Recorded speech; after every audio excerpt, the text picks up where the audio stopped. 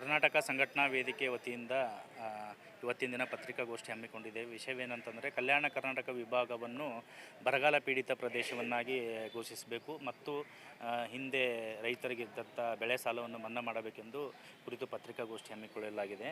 ಕಲ್ಯಾಣ ಕರ್ನಾಟಕ ವಿಭಾಗದಲ್ಲಿ ಸುಮಾರು ಜಿಲ್ಲೆಯವರಾಗಿರ್ಬೋದು, ತಾಲೂಕುವಾರು, ಗ್ರಾಮವಾರು 80-90% ಬೆಳೆ ಹಾಳಾಗಿದೆ.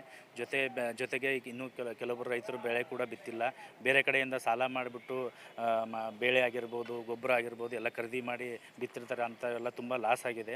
ಸೊ ಕರ್ನಾಟಕ ಸರ್ಕಾರ ಕೂಡಲೇ ರೈತರಿಗೆ ಹಿಂದೆ ಇರ್ತಕ್ಕಂಥ ಬೆಳೆ ಸಾಲ ಕೂಡ ಮನ್ನಾ ಮಾಡಬೇಕು. ಜೊತೆಗೆ ಪ್ರತಿ ಎಕರೆಗೆ ರೈತರಿಗೆ ಪ್ರತಿ ಎಕರೆಗೆ 30,000 ಪ್ರೋತ್ಸಾಹ ಧನ ನೀಡಿ ಗೌರವಿಸಬೇಕಂತೇಳಿ ಈ ಮೂಲಕ ಕೇಳಿಕೊಳ್ಳುತ್ತೇನೆ. ಆದಷ್ಟು ಬೇಗ ಕಲ್ಯಾಣ ಕರ್ನಾಟಕ ವಿಭಾಗವನ್ನು ಬರಗಾಲ ಪೀಡಿತ ಪ್ರದೇಶವನ್ನಾಗಿ ಘೋಷಣೆ ಮಾಡಬೇಕಂತೇಳಿ ಈ ಮೂಲಕ ಸನ್ಮಾನ್ಯ ಶ್ರೀ ಡಿ ಕೆ ಶಿವಕುಮಾರನ್ನು ಒತ್ತಾಯಿಸುತ್ತಿದ್ದೇವೆ.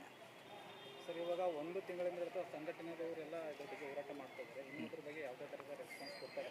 ಸರ್, ಇವಾಗ ನಾವು ಜಿಲ್ಲಾಧಿಕಾರಿಗಳ ಮುಖಾಂತರ ಡಿ ಕೆ ಶಿವಕುಮಾರ್ ಸಾಹೇಬರಿಗೂ ಒಂದು ಲೆಟ್ರ್ ಕೊಡ್ತೀವಿ. ಮುಂದೆ ಬರ್ತಕ್ಕಂಥ ದಿನಗಳಲ್ಲಿ ಒಂದು 20 ದಿನದಲ್ಲಿ, ಅಂದ್ರೆ ತುಂಬ ದಿನವೂ ಲೇಟ್ ಮಾಡೋಂಗಿಲ್ಲ. ಯಾಕಂದರೆ ಎಷ್ಟೋ ಜನ ರೈತರು ತುಂಬ ಕಂಗಾಲಾಗಿದ್ದಾರೆ ಆಲ್ರೆಡಿ. ಸೊ ಇದಕ್ಕೆ ಲೇಟ್ ಮಾಡಲಾರ್ದೆ ಒಂದು 15 ದಿನದಲ್ಲಿ ಇದ್ರ ಬಗ್ಗೆ ಒಂದು ಕೂಲಂಕುಷವಾಗಿ ಜನರ ಬಗ್ಗೆ, ರೈತರ ಬಗ್ಗೆ ಕಾಳಜಿ ವಹಿಸಿ ಏನಾದರೂ ನಿರ್ಧಾರ ಕೈಗೊಳ್ಳಬೇಕು ಡಿ ಕೆ ಶಿವಕುಮಾರ್ ಸಾಹೇಬರು.